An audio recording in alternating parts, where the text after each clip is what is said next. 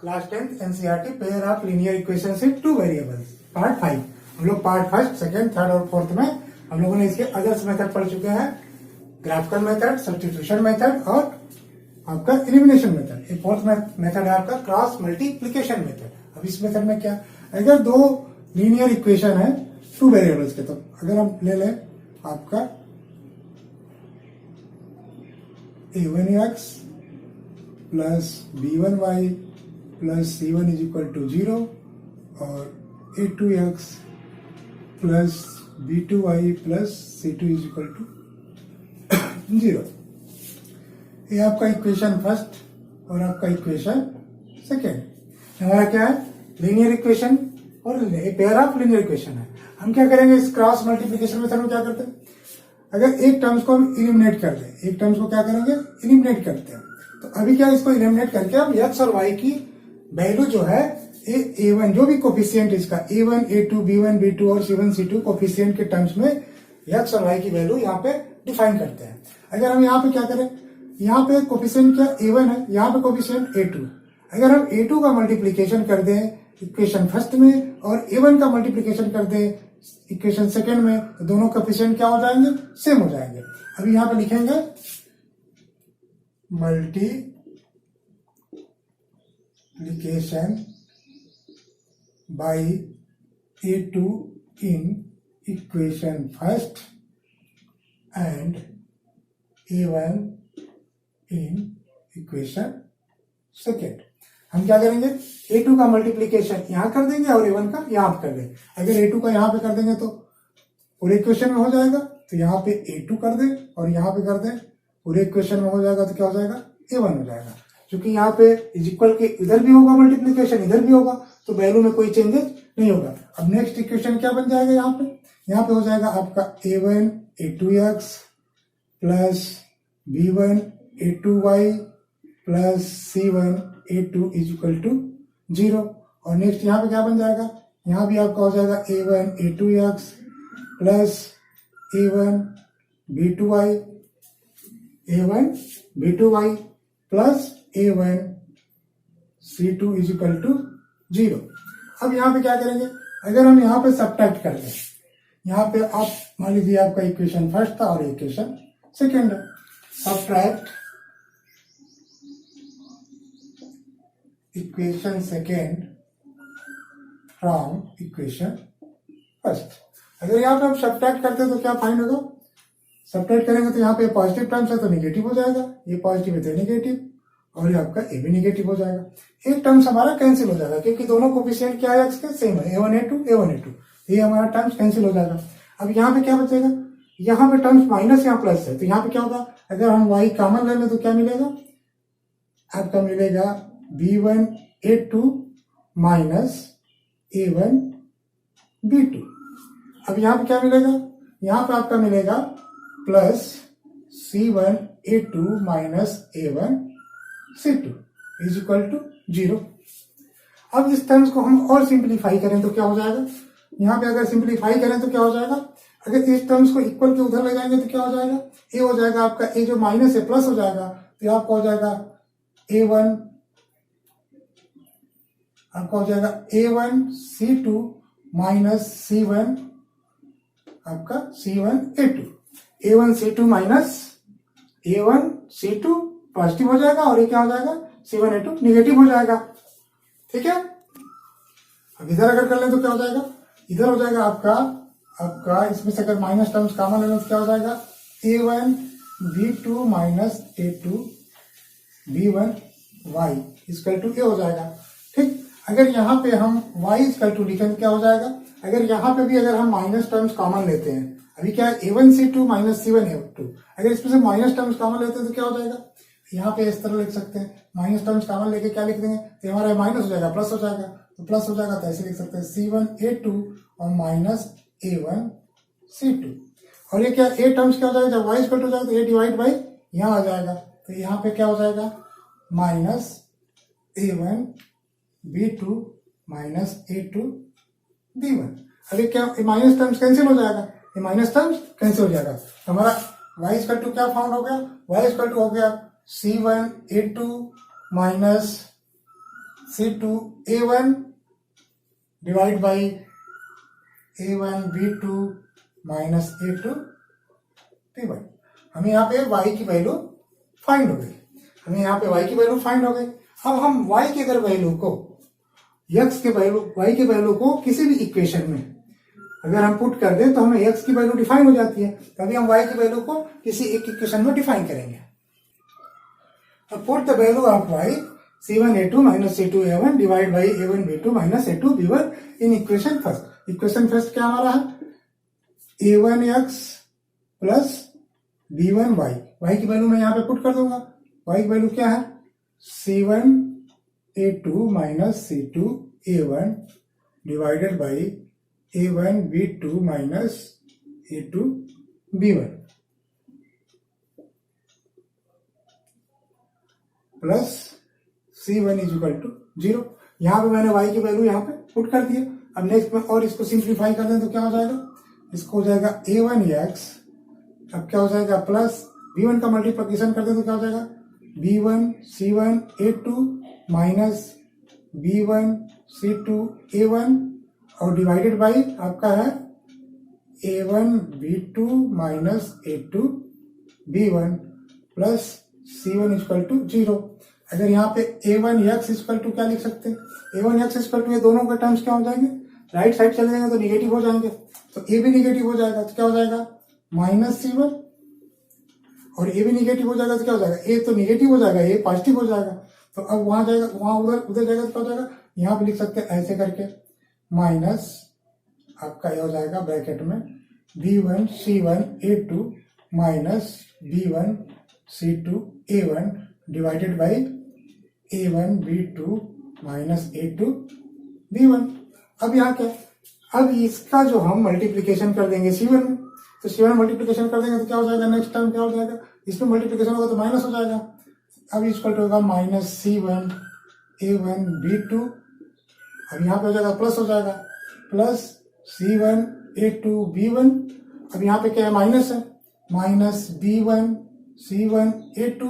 अब यहाँ पे प्लस हो जाएगा प्लस आपका हो जाएगा B1 C2 A1 और डिवाइडेड बाई क्या हो जाएगा?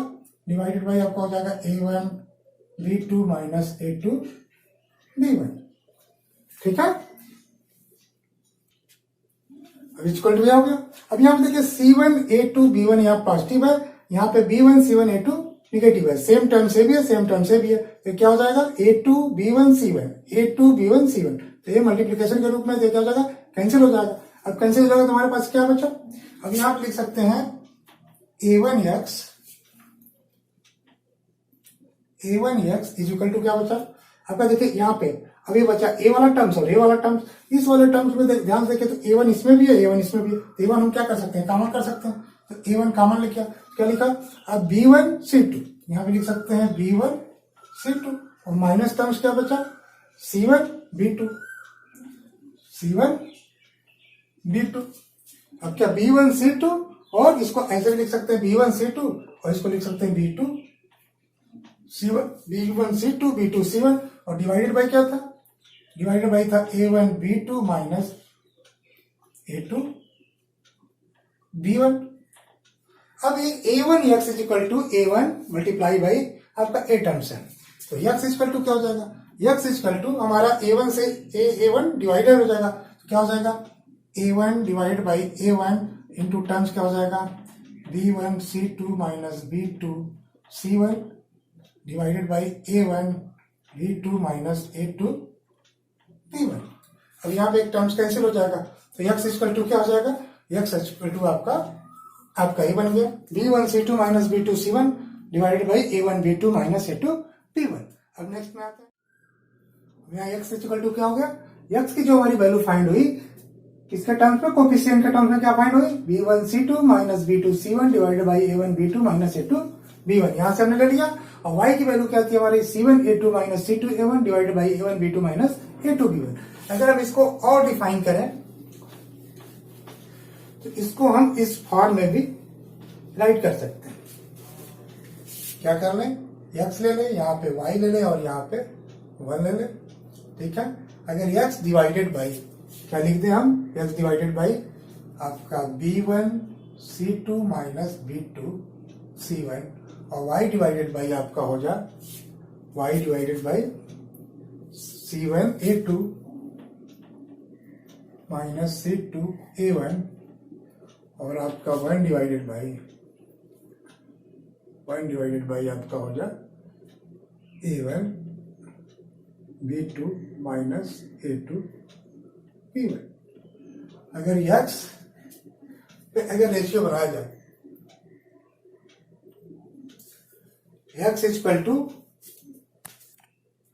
अब यहां पे देखा जाए तो क्या है, x divided by B1C2 minus B2C1 is equal to y upon C1A2 minus C2A1 बराबर 1 upon A1 B2 minus A2। अगर इस तरह इस क्वेश्चन को इस तरह भी डिफाइन कर सकते हैं, क्योंकि जब x इक्वल टू, अगर x by B1C2 minus B2C1 equal to 1 upon A रहेगा तो x इक्वल टू क्या हो जाएगा, x का मल्टीप्लीकेशन यहाँ 1 में हो जाएगा तो अपने आप x का कौन सा फॉर्म हो जाएगा, ए वाला फॉर्म बन जाएगा, x equal to B1C2 minus B2C1 upon A1 B2 minus A2 B1। इस तरह सेम देखा जाए y डिवाइडेड बाई आपका y upon C1A2 minus C2A1 is equal to 1 upon A1 B2 minus A2 B1। अगर y equal to लिखेंगे तो क्या हो जाएगा, y इक्वल टू लिखेंगे तो इसका मल्टीप्लीकेशन 1 में हो जाएगा, y इक्वल टू आपका 1 में मल्टीप्लीकेशन हो क्या हो जाएगा, C1A2 minus C2A1 divided by A1 B2 minus A2 B1, जो कि आपका ये फॉर्म बन जाएगा।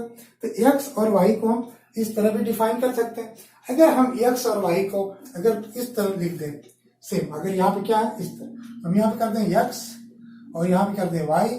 अब यहाँ पे हम लिख दिया अपने कोफिशिएंट क्या लिख दिया x के सामने B1 B2, यहाँ पे लिख दिया आपका C1 C2 और यहाँ पे लिख दिया आपका A1 A2 और फिर यहाँ पे मैंने लिख दिया आपका 1 है और यहाँ पे हो जाएगा B1 B2। अब हमको x डिफाइन करना तो क्या है, x का है B1 C2 minus B2 C1, तो B1 C2 क्या एरो लगेगा, B1 C2, यानी ये जो एरो है लेफ्ट से जो राइट के कानून में जाएगा तो ये क्या है आपका B1 C2 और इधर वाला कौन सा टर्म्स हो जाएगा, माइनस हो जाएगा, ये B2 C1 हो जाएगा। और y के टर्म्स में देखेंगे क्या हो जाएगा, C1A2 क्या है, फिर लेफ्ट से राइट के कानून में जाएगा और इधर क्या है माइनस C2A1, ये C2A1। अब क्या पे यहाँ A1 B2 और A2 B1, 1 का टर्म्स में क्या है, यहाँ मतलब A1 B2 फिर लेफ्ट टू राइट का A1 B2 और फिर इधर से क्या हो जाएगा A2 B1। तो हमारा ये जो है एक क्रॉस मल्टीप्लिकेशन मेथड इसीलिए कहा था क्योंकि यहाँ पे जो हमारा कोफिशिएंट है क्या हो रहा है, क्रॉस में मल्टीप्लिकेशन हो रहा है। यहाँ B1 का C2 के साथ, B2 का C1 के साथ, C1 का A2 के साथ, C2 का A1 के साथ, A1 का B2 के साथ और A2 का B1 के साथ, इसलिए क्रॉस मल्टीप्लिकेशन मेथड है। हमें अगर कोई इक्वेशन इस तरह दिया हुआ है लीनियर इक्वेशन, हम इसके कोफिशिएंट को इस टर्म्स में यहाँ पे पुट कर देते हैं और x की वैल्यू को हम इस मेथड से निकाल देते हैं।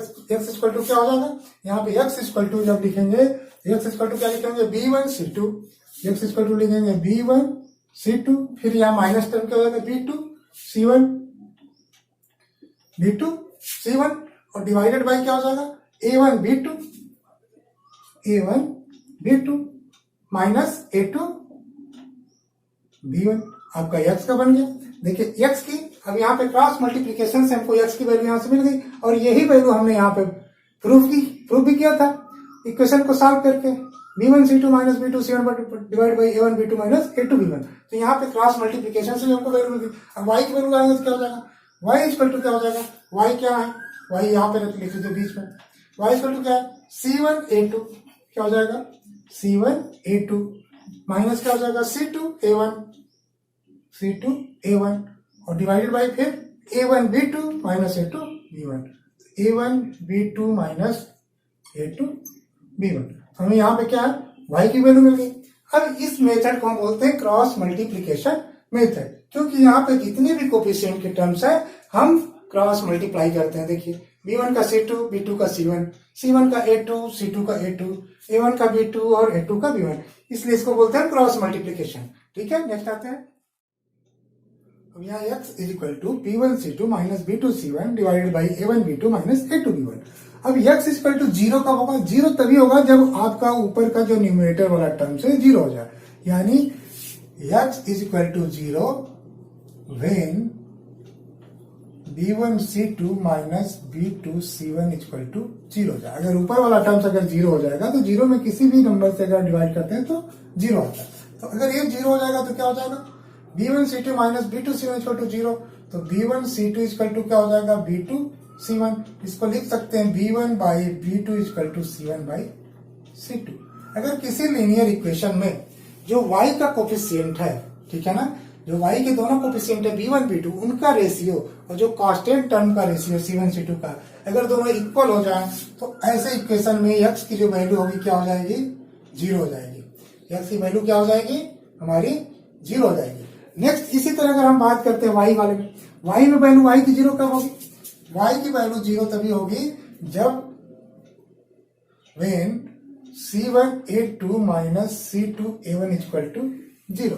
जब आपका ये टर्म्स आपका C1A2 minus C2A1 equal to 0 अगर हो जाए तो y की वैल्यू क्या हो जाएगी, 0। जब ये 0 होगा तो कंडीशन क्या फॉलो होगा, C1A2 equal to C2A1।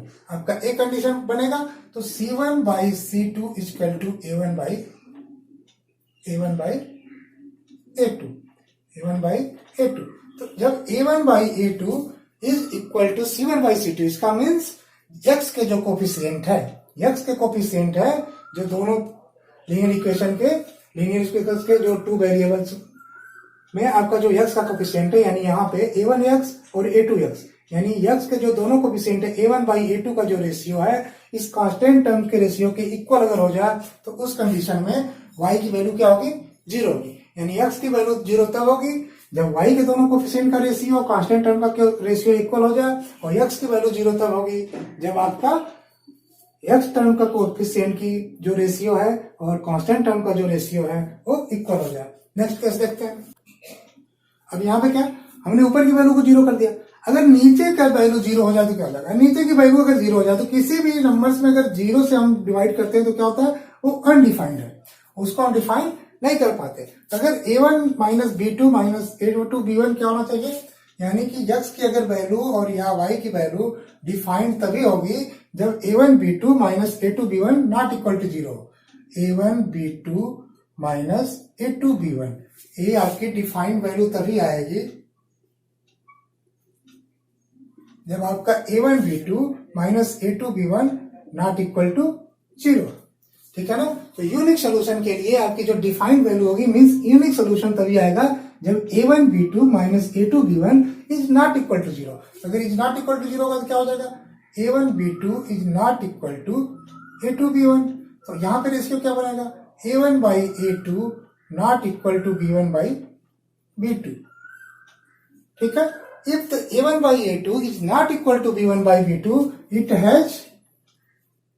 has unique solution. Unique solution. It means क्या होगा, x और y की ऐसी वैल्यू होगी जो यूनिक होगी, जो दोनों ही इक्वेशन को सेटिस्फाइड करेगी। इसका मतलब हुआ कि इसकी जो स्ट्रेट लाइन होगी, इसकी जो स्ट्रेट लाइन, दोनों जो लीनियर इक्वेशन की जो स्ट्रेट लाइन बनेगी वो कहीं ना कहीं जाके इंटरसेक्ट करेगी तो it gives a unique solution. तो यहाँ पे क्या है, ए यूनिक सोल्यूशन हमें डिफाइन कभी होगा जब A1 by A2 is not equal to B1 by B2। अगर नेक्स्ट केस देखते हैं, अगर ए इक्वल टू 0 हो जाए, if the A1 B2 minus A2 B1 is equal to 0, अगर इक्वल टू 0 हो जाएगा तो क्या हो जाएगा, इक्वल टू 0 हो जाएगा तो क्या हो जाएगा, A1 by A2 equal to क्या हो जाएगा, B1 by B2। A1 by A2 equal to B1 by B2। अगर A1 by A2 equal to B1 by B2 equal to हमने कोई एक कांस्टेंट K ले लिया, तो यहाँ पे A1 की वैल्यू क्या हो जाएगी, यहाँ की A1 की वैल्यू लिख सकते हैं KA2 और B1 की वैल्यू क्या लिखेंगे, KB2। A1 equal to KA2, B1 equal to KB2। अब A1 इक्वल टू K2 और B1 इक्वल टू KB2। अब A1 और B1 की वैल्यू को अगर इक्वेशन फर्स्ट में पुट कर दे, यहाँ पे A1 की वैल्यू क्या है, KA2, तो हम यहाँ पे लिख सकते हैं A1 की जगह KA2x और प्लस KB2y। यहाँ पे B1 की जगह क्या लिख सकते हैं, KB2 plus C1 equal to 0। अगर हम K कॉमन ले तो क्या हो जाएगा, A2x plus B2y plus C1 equal to 0। अगर हम इसको K से डिवाइड कर दे दोनों टर्म्स में, 0 की तरफ भी इधर भी, इधर तो कोई वैल्यू में चेंज नहीं होगा, तो क्या हो जाएगा, इसको लिख सकते हैं next A2x plus B2y plus C1 by K equal to 0। अब हमारा एक नया इक्वेशन फाउंड हो गया। अब अगर इसको हम कंपेयर करें इससे, इक्वेशन सेकंड से कंपेयर करें, यहाँ पे क्या a2x plus b2y plus c2 equal to 0, यहाँ पे क्या c1 by k equal to 0।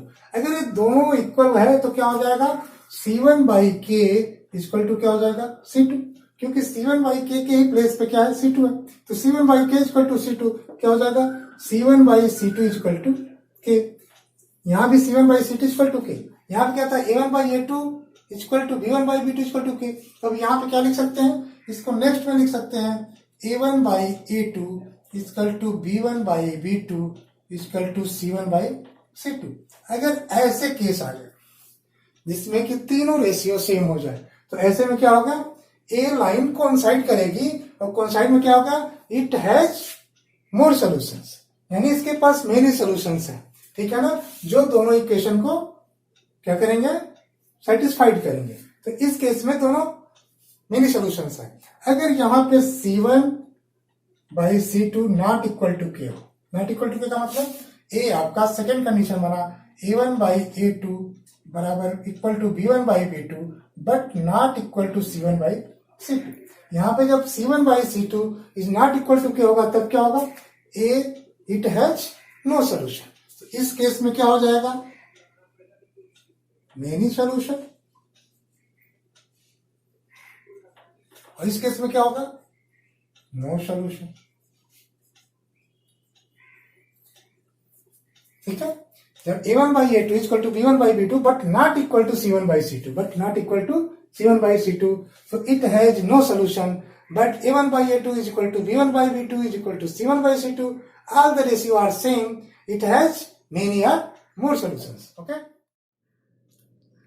Chapter 3.5 question number 1, following pair of linear equation, यहाँ पे वेरीफाई करना, verify no solutions, unique solution और infinitely many solutions. If gives unique solution using cross multiplication method.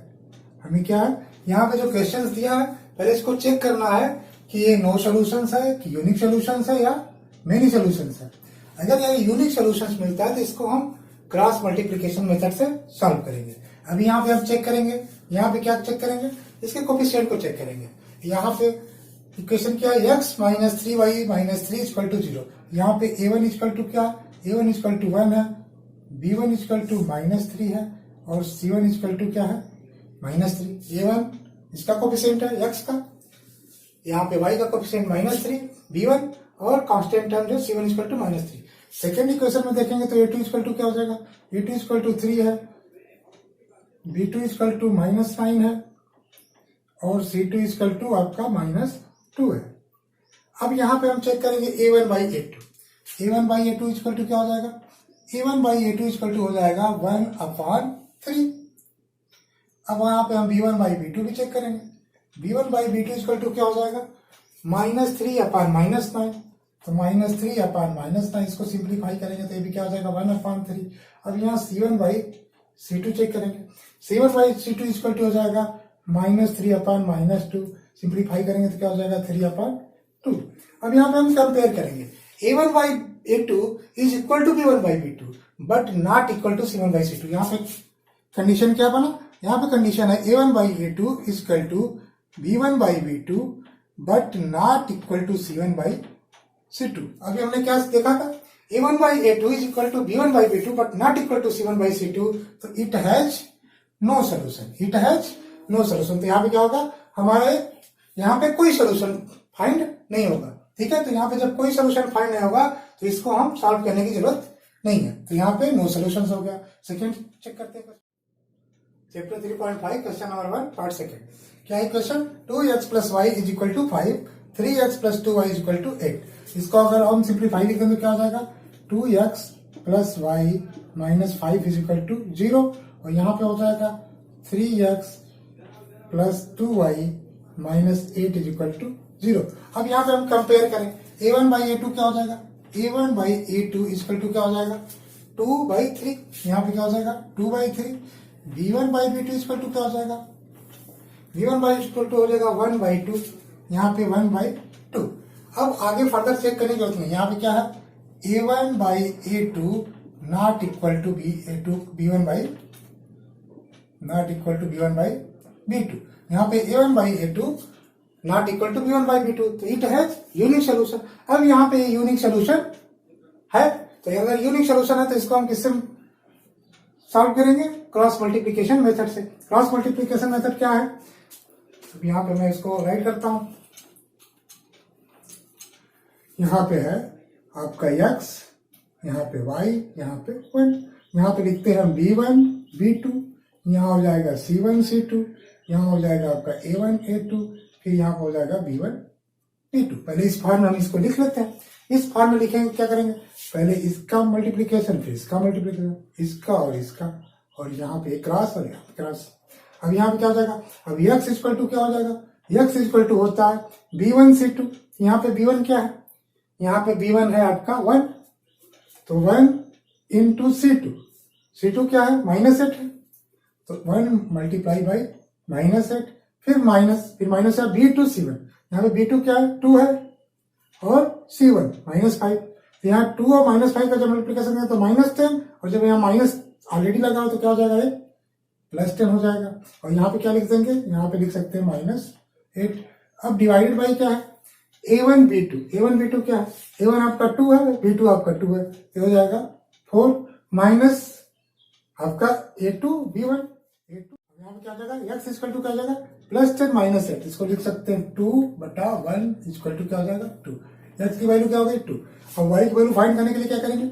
y equal to होता है आपका, देखिए y यहाँ पे इसको सेंटर में लिख दे, और यहाँ 1 को भी हम सेंटर में राइट कर देते हैं। y क्या है? y के लिए हमको C1 C2 लेना है और A1 A2 लेना है। तो क्या हो जाएगा y के लिए? C1 A2। यहाँ C1 क्या है? -5, और A2 क्या है? 3। तो कितना हो जाएगा? -15। मल्टीप्लाई करेंगे तो -5 3 -15, फिर नेगेटिव साइन होगा। C2 A1। C2 क्या है? C2 -8 है, और 2 -16, और चूंकि माइनस करना तो माइनस ऐसे -16 लिखेंगे, तो एक क्या हो जाएगा? -16 लिखेंगे तो क्या हो जाएगा? +16 हो जाएगा। जब आप क्या लिख सकते हैं? +16। डिवाइड बाई क्या है? Divide by A1 B2 A2 B1।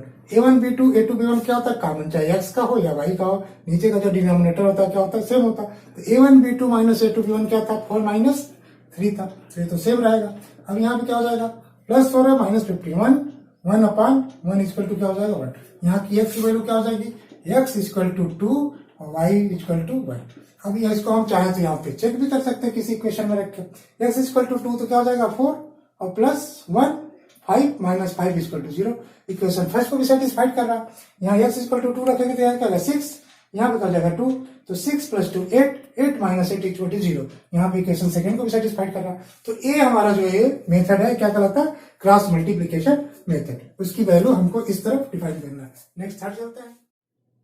Next क्या है? क्वेश्चन नंबर 1 3.5 चैप्टर का थर्ड क्या है? 3x - 5 इक्वल टू 20 है, 6x - 10y इक्वल टू 40। इसको अगर इस टर्म्स में लिखे तो क्या हो जाएगा?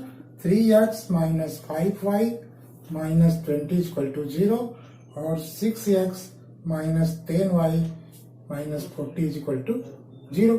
अब हमारा इक्वेशन फर्स्ट, इक्वेशन सेकंड है। हम पहले इसको कंपेयर करेंगे कि इसमें से नो सोल्यूशन है कि यूनिक सोल्यूशन है कि मेनी सोल्यूशन है। अगर ये यूनिक सोल्यूशन है तब तो हम सॉल्व करेंगे, ठीक है। तो यहाँ पे यही आपको फाइंड भी करना है, यही वेरीफाई करना है कि इसमें से कौन सा सोल्यूशन है। अगर ये यूनिक सोल्यूशन रहता है तब हम इसको क्रॉस मल्टीप्लीकेशन मेथड से सॉल्व करना है। क्वेश्चन में यही कहा गया। तो यहाँ क्या? A1/A2 इक्वल टू क्या हो जाएगा? A1/A2 इक्वल टू लिखेंगे 3/6। कोफिशिएंट ऑफ x यहाँ पे A1 3 है और A2 6 है, तो 3/6। इसको सिंप्लीफाई करेंगे तो क्या लिखेंगे? 1/2। अब यहाँ पे लिखेंगे B1/B2 इक्वल टू क्या? -5/-10 -5/-10। इसको भी सिंप्लीफाई करेंगे तो क्या हो जाएगा? 1/2। ये निगेटिव टर्म्स कैंसिल हो जाएगा, 5 सिंप्लीफाई करेंगे तो 5 बन जाएगा 5 2 1/2। अब C1/C2 करेंगे। C1/C2 इक्वल टू क्या हो जाएगा? -20/-40।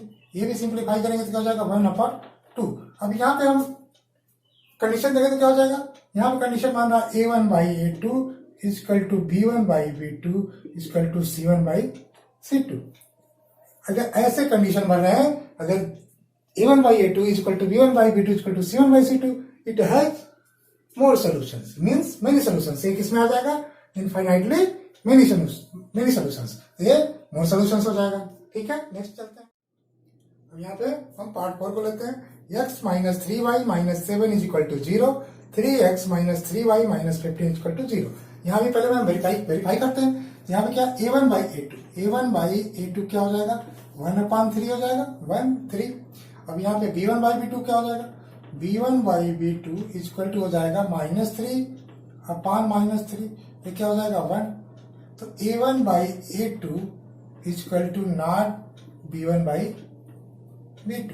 अगर यहाँ पे इक्वल नहीं है a1 by a2 is not equal to b1 by b2 तो नेक्स्ट फर्दर चेक करने की जरूरत नहीं है। It has unique solution. अगर यहाँ यूनिक सोल्यूशन है तो क्वेश्चन में दिया कि अगर यूनिक सोल्यूशन है तो इसको हमको क्रॉस मल्टीप्लीकेशन मेथड से सॉल्व करना है।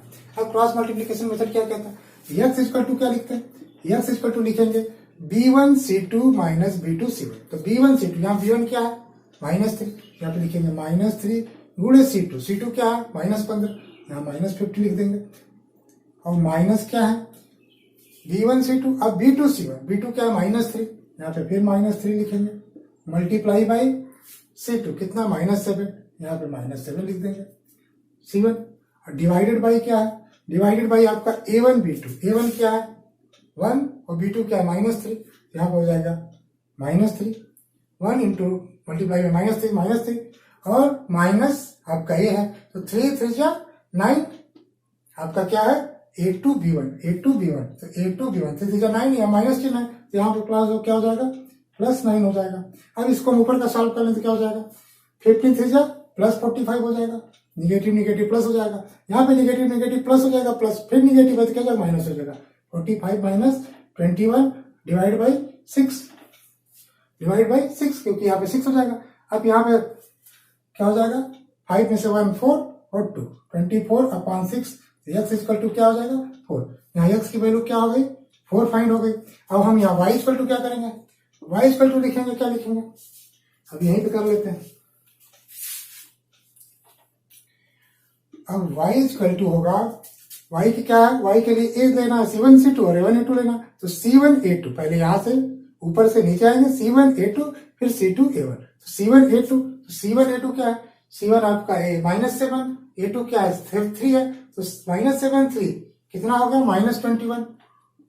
माइनस अब माइनस करना है, क्या करना है आपका c1 a2 हो गया, अब c2 a1 तो c2 आपका -15 और a1 क्या 1। अब -15 1 -15 अब क्या हो जाएगा ये प्लस हो जाएगा क्योंकि माइनस और प्लस हो जाएगा।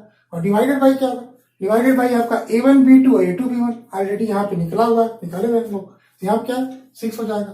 क्या हो जाएगा a -6/6 इक्वल टू क्या हो जाएगा -1। तो y इक्वल टू क्या होगा माइनस, यहाँ x की वैल्यू क्या फाइंड होगी, यहाँ पे x की वैल्यू इस इक्वेशन में हमको इस इक्वेशन में क्या फाइंड हो गई x इक्वल टू हमारा आ गया 4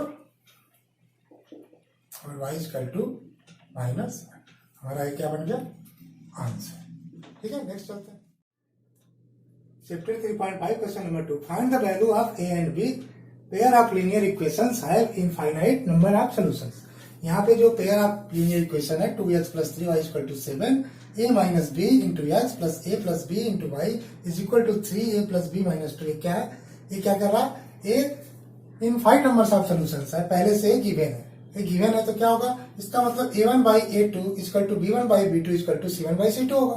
तो यहाँ पे क्या लगा, उस इक्वेशन के हिसाब से क्या लगा 2/a minus b, यहाँ पे कोफिशिएंट क्या है x का a minus b equal to होगा 3/a plus b is equal to होगा 7/3a plus b minus 2। ये तीनों इक्वल होंगे। अगर it have infinite numbers of solutions so a1 by a2 equal to b1 by b2 equal to c1 by c2। अब इस question का हम इस दोनों को सॉल्व करेंगे तो क्या हो जाएगा, यहाँ पे सॉल्व करेंगे इसको तो 2a plus 2b equal to 3a minus 3b, 3a minus 3b equal to 2a plus 2b। इसको अगर सॉल्व करें, अगर 2a को राइट साइड ले जाएंगे तो क्या हो जाएगा, यहाँ पे हो जाएगा a 3a minus 2a और इधर इसको ले जाएंगे तो क्या हो जाएगा माइनस हो जाएगा तो क्या हो जाएगा -5b। अब इधर क्या टर्म्स बचा 0, तो इसको हम लिख सकते हैं a minus 5b equal to 0। एक इक्वेशन और फाइंड हो गया, देखिए इक्वेशन।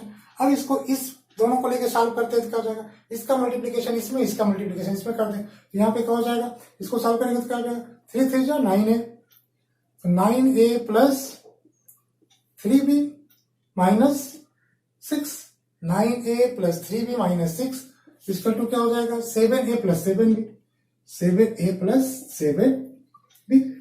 अब देखिए इसको सॉल्व करें, 7a को इस टर्म्स में लाए तो क्या हो जाएगा माइनस हो जाएगा, तो क्या बचेगा 2a, 9a माइनस 7 है 2a और प्लस 3b इधर आएगा तो माइनस 7b से क्या हो जाएगा माइनस 4b इक्वल टू क्या हो जाएगा 6, 6 जब उधर जाएगा तो क्या हो जाएगा 6। ये आपका इक्वेशन सेकेंड हो गया। यहाँ पे क्या था a minus 5b equal to 0, ये आपका इक्वेशन आपका ये फर्स्ट था। हमारे पास दो लीनियर इक्वेशन a और b के रूप में। अब यहाँ पे क्या हमारा दो linear equation 2a minus 4b equal to 6 और a minus 5b equal to 0। अब इसको हम किसी भी मेथड से सॉल्व कर सकते हैं। अब यहाँ पे मान लीजिए हम इसको सिंप्लीफाई कर देते हैं, आपका यहाँ पे 0 है। अब यहाँ पे अगर इस मेथड से सॉल्व करते हैं तो a इक्वल टू क्या हो जाएगा, a इक्वल टू होगा b1c2 माइनस b2c1। b1 क्या है यहाँ पे -4, यहाँ पे 0 पे जब गुणा होगा तो क्या हो जाएगा 0 हो जाएगा, माइनस b2c1। अब 6 यहाँ पे क्या इक्वल टू उधर है, हमारा फॉर्म क्या है इस तरह से इक्वल टू इधर c1 होना चाहिए। अगर इक्वल टू इधर c1 होता तो क्या होता, इसको लिख सकते हैं -6 इक्वल टू 0, -6 इक्वल टू 0। तो यहाँ पे c1 क्या है, तो आपका यहाँ पे हो जाएगा b1c2 0 माइनस b2c1, b2c1 क्या हो जाएगा -5 माइनस 6 -30 -30, तो यहाँ पे क्या हो जाएगा प्लस 30 होता है -30 हो गया, -30 डिवाइड बाई क्या हो जाएगा a1b2 क्या है 2 माइनस 5 कितना हो जाएगा -10 और ये हो जाएगा +4 इसका टू क्या हो जाएगा -30 divided by -6, a equal to क्या हो जाएगा a equal to 5, a equal to 5 हो गया। तो a इक्वल टू अगर हमको 5 मिल गया तो a की वैल्यू हम किसी में पुट कर दें, a की वैल्यू किसी में पुट कर दें, या फिर हम अगर उसी मेथड से निकालना चाह रहे हैं तो यहाँ पे b इक्वल टू क्या हो जाएगा, अब b इक्वल टू b की वैल्यू क्या हो जाएगी,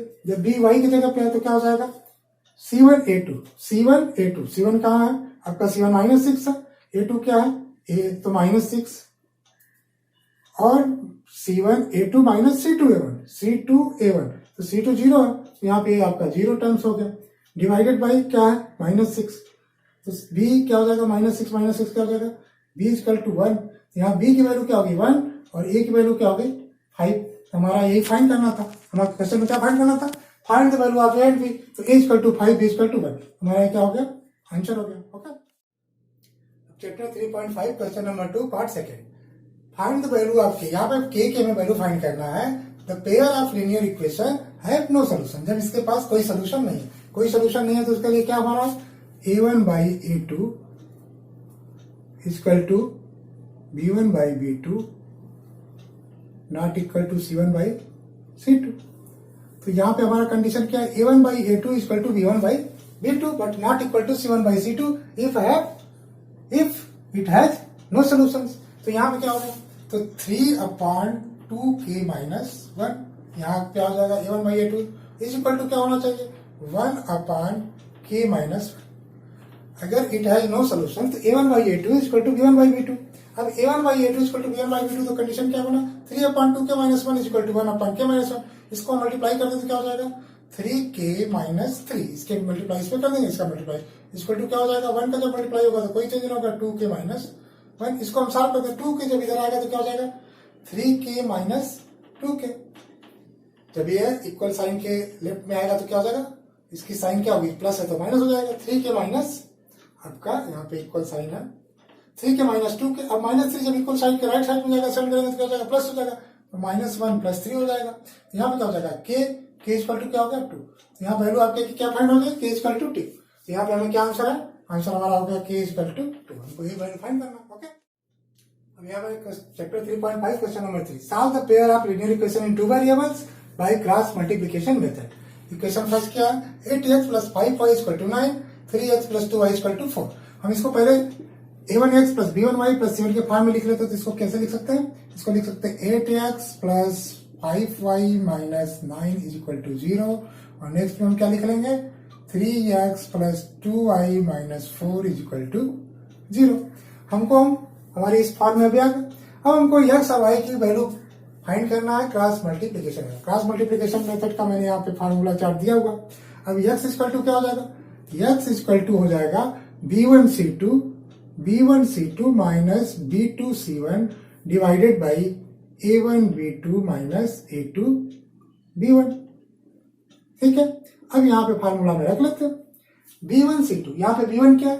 B1 आपका यहाँ पे है 5 और C2 क्या है -4, क्या हो जाएगा -20। फिर माइनस साइन लगाएंगे।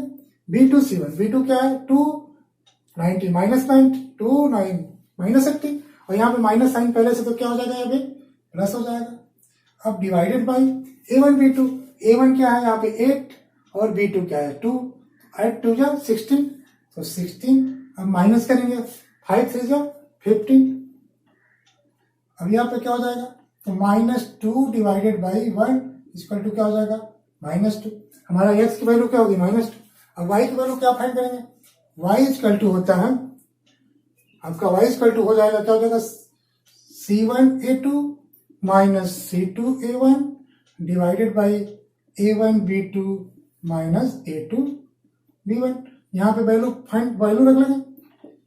C1 की वैल्यू क्या, यहाँ पे C1 की वैल्यू क्या हो जाएगी, यहाँ पे रखेंगे तो क्या हो जाएगा C1A2, C1 है -9, A2 है 3 तो 9 से क्या -27 तो -27। अब C1A2 हो गया। अब C2A1 8 4 जा 32 -32 है। अब यहाँ पे प्लस हो जाएगा क्योंकि माइनस साइन है तो क्या हो जाएगा प्लस हो जाएगा और divided by A1B2 minus A2B1। A1B2 minus A2B1 की वैल्यू हमको पहले से फाइंड है 16 - 15 1 तो यहाँ पे क्या हो जाएगा, यहाँ पे हो जाएगा 5/1 5/1 इक्वल टू हो जाएगा 5। तो यहाँ पे क्या हो जाएगा x इक्वल टू हो गया -2 और y इक्वल टू हो जाएगा 5। हमको ये वैल्यू फाइंड हो गई, हमारा क्या हो गया आंसर हो गया। ओके।